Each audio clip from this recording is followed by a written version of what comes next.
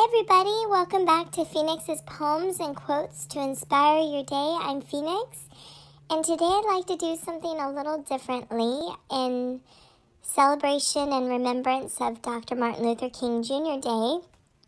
I'd like to read an excerpt of one of his lesser-known speeches and give you some details about his life that you may not know about. So, Dr. Martin Luther King Jr. was actually born Michael J. King Jr., January 15th, 1929, in Atlanta, Georgia. He graduated high school at the age of 15, skipping both years 9th and 11th, and graduated from Morehouse College at the age of 19 with a degree in sociology. He was, to date, the youngest male to win the Nobel Peace Prize, and he won it at the age of 35, and up until 2014 was actually the youngest male or female to win.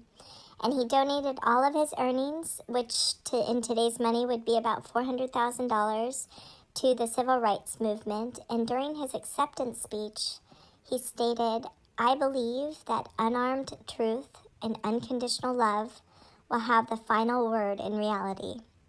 That is why right temporarily defeated is stronger than evil triumphant." He also, lastly, won in 1971 postmortem for the Best Spoken Word album for Why I Oppose the War in Vietnam. So with that, I'm going to read an excerpt from a speech that he delivered to the students at Barrett Junior High School in Philadelphia on October 26, 1967, and the speech is What's Your Life's Blueprint? By Dr. Martin Luther King Jr. And finally, in your life's blueprint must be a commitment to the eternal principles of beauty, love, and justice. Don't allow anybody to pull you so low as to make you hate them. Don't allow anybody to cause you to lose your self-respect to the point that you do not struggle for justice. However young you are, you have a responsibility to seek to make your nation a better nation in which to live. You have a responsibility to seek to make life better for everybody. And so you must be involved in the struggle for freedom and justice. Now, in this struggle for freedom and justice, there are many constructive things that we all can do and that we all must do. And we must not give ourselves to those things which will not solve our problems. You've heard the word nonviolent, and you've heard the word violent. I happen to believe in nonviolence. We've struggled with this method with young people and adults alike all over the South, and we have won some significant victories. And we've got to struggle with it all over the North because the problems there are as serious in the North as they are in the South. But I believe as we struggle with these problems, we've got to struggle with them with a method that can be militant, but at the same time does not destroy life or property. And so our slogan must not be burn, baby, burn. It must be build, baby, build. Organize, baby, organize. Yes, our slogan must be learn, baby, learn, so that we can earn, baby, earn.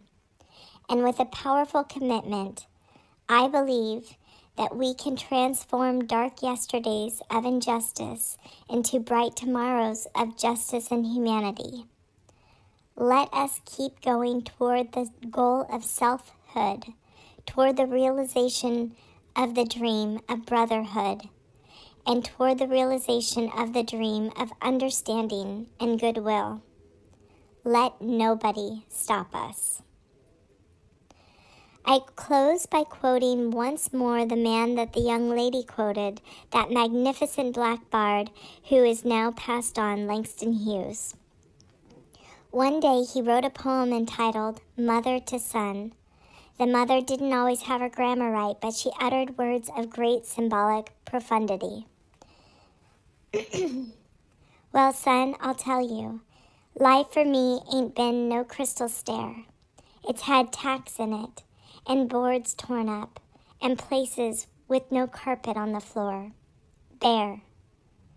But all the time, I's been climbing on, and reaching landings and turning corners, and sometimes going in the dark where there ain't been no light. So boy, don't you turn back. Don't you set down on the steps, 'cause you find it's kind of hard. Don't you fall now, for I's still going, honey. I's still climbing, and life for me ain't been no crystal stair. Well, life for none of us has been a crystal stair, but we must keep moving. We must keep going. If you can't fly, run. If you can't run, walk. If you can't walk, crawl. But by all means, keep moving.